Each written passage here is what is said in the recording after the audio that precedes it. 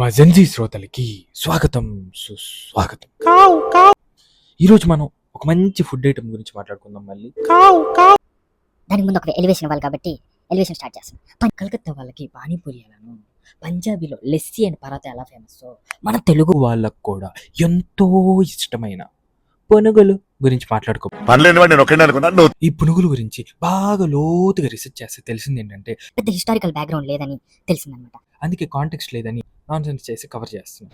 పునుగులు తిన్నాం.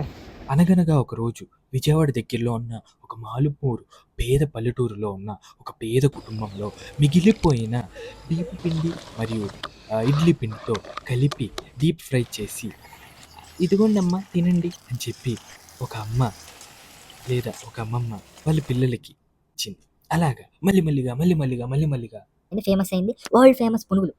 ఆహా ఓహో, ఈ పునుగుల్ని కొబ్బరి చట్నీ అంటే సాదా సీదా కొబ్బరి చట్నీ కాదు, మంచి స్పైసీగా గ్రీన్ చిల్లీస్తో బాగా దట్టించి చేసిన కొబ్బరి చట్నీలో అలా తుంచుకొని ఈ పునుగుల్ని అలా ముంచుకొని పక్కనే ఉన్న కారం పొడి నల్ల కారంలో ముంచుకొని అలా అలా అలా అలా జల్లి దానిపైన పక్కనే ఉన్న ఉల్లిపాయలు అద్దుకొని వేసుకుంటే బ్లాస్టే. This is my favorite item. ఫ్రెండ్స్కి కూడా పునుగులు పట్టి పిచ్చి రోజు పుణ్యం కట్టుకోండి. టాటా బాయ్ బాయ్, జై హింద్.